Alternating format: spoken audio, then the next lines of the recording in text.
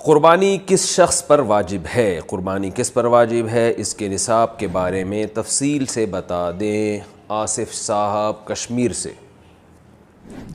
جناب آصف صاحب، قربانی کے نصاب میں 5 چیزیں دیکھی جائیں گی، 5، یہ خوب اچھی طرح دماغ میں بٹھا لیں۔ اور یہ 5 چیزیں کس دن دیکھی جائیں گی؟ بقرعید کی صبح صادق، یعنی 10 ذی الحجہ کی صبح صادق سے لے کر 12 ذی الحجہ کے غروب آفتاب، یعنی یہ جو 3 دن ہے نا قربانی کے، 10، 11، 12، ان 3 دنوں میں کوئی شخص صاحب نصاب ہو تو اس پر قربانی واجب ہے۔ صاحب نصاب کا مطلب کیا ہے؟ یہاں پر قربانی پر خوب سمجھ لیں۔ سونا ہو کسی کے پاس، یا چاندی ہو، یا مال تجارت ہو۔ تجارتی مال کا مطلب وہ چیز جو بیچنے کی نیت سے خریدی ہو، کوئی پراپرٹی ہے بیچنے کے لیے خریدی، دکاندار کا جو جتنا سامان دکان میں پڑا ہوتا ہے سب بیچنے کے لیے خریدا ہوتا ہے، کوئی کپڑا آپ نے خریدا تھا، خریدتے ہوئے بیچنے کی نیت تھی، تو یہ تجارتی مال کہلاتا ہے۔ چوتھی چیز ہے نقد رقم، کیش، یعنی جو بھی آپ کے پاس بینک میں یا جیب میں جو کیش اماؤنٹ پڑا ہوتا ہے، یہ 4 چیزیں ہو گئی۔ 5ویں چیز ہے ضرورت سے زائد سامان۔ ضرورت سے زائد سامان میں بہت تفصیل ہے، آسان اس کی ایک جو ہم اگر ضبط کر سکتے ہیں تو وہ چیز جو پورے سال بھی استعمال نہ ہوتی ہو، گھریلو چیزوں میں وہ چیزیں جو پورے سال بھی استعمال نہ ہوتی ہوں، جیسے کپڑے کوئی یا برتن ہے، ڈنر سیٹ ہے، پورے سال استعمال نہیں آتا۔ اسی طرح کوئی پراپرٹی پڑی ہوئی ہے جو نہ کرائے پر دی ہے آپ نے اور نہ آپ اس میں رہتے ہیں، وہ پراپرٹی بھی ضرورت سے زائد میں داخل ہے۔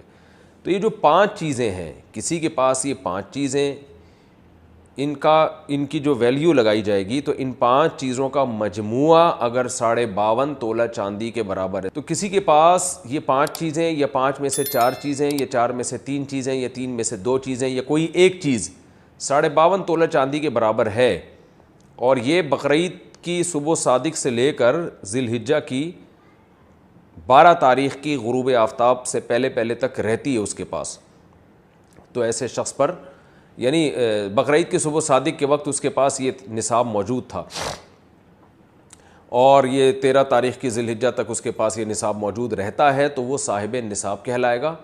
13 تاریخ نہیں، 12 تاریخ، 10، 11، 12، 3 دن، تو وہ صاحب نصاب کہلائے گا اور اس پر قربانی واجب ہے، بشرطے کہ یہ جو 5 چیزیں یا 4 یا 3 یا 2 چیزیں میں نے بتائی ہیں، ان میں سے سب سے پہلے قرضہ مائنس کیا جائے گا، یعنی قرضہ مائنس کر کے 52.5 تولہ چاندی کے برابر بن رہا ہو۔ اسی طرح گیس بجلی کا بل جو ان کے اوپر لازم ہے وہ بھی اس میں سے، یا جو مہینے کا راشن آئے گا وہ بھی مائنس کیا جائے گا، جو گھر کا ضروری راشن ہوتا ہے نا وہ بھی مائنس کیا جائے گا۔ مائنس کرنے کے بعد اگر 52.5 تولہ چاندی کے برابر رقم بچ رہی ہے تو ایسے شخص پر قربانی واجب ہے، چاہے مرد ہو چاہے عورت ہو۔ تو عورت کیسے قربانی کرے گی؟ سونا خواتین کے پاس بہت ہوتا ہے، چاندی ہوتی ہے، چاندی نہیں بھی ہو تو سونے کے نصاب جو ہے اس کے ساتھ اگر 1 روپیہ بھی ہے تو وہ بھی 52.5 تولہ چاندی کی قیمت دیکھی جائے گی اس میں بھی۔ تو عورت کیسے قربانی کرے گی؟ اس کے پاس تو کیش نہیں ہوتے عام طور پہ، تو پورے سال جمع کرے، تھوڑے تھوڑے اپنی جیب خرچی سے بچایا کرے، یا سونا کو بیچ کر کرے۔ البتہ کسی کے پاس صرف سونا ہی ہے اور یعنی باقی 4 چیزوں میں سے کچھ بھی نہیں، 1 روپیہ بھی نہیں ہے، تو پھر 7.5 تولہ سونا جب تک نہیں ہوگا قربانی واجب نہیں ہوگی۔ یعنی سونے کے ساتھ اگر چاندی ہے یا پیسے ہیں یا تجارتی مال یا ضرورت سے زائد سامان ہے، پھر سونے کی ویلیو دیکھی جائے گی، سونے کو نہیں دیکھا جائے گا۔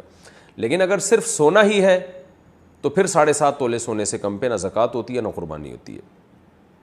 تو یہ ہے، تفصیل سے آپ کو بتا دیا۔ تو آپ چاہیں تو اس میں ایک گائے میں حصہ لے لیں، چاہیں تو بکرا لے لیں، چاہیں تو دمبا لے لیں۔ مرد پر الگ واجب ہے، عورت پر الگ واجب ہے، جو بھی صاحب نصاب ہوتا ہے۔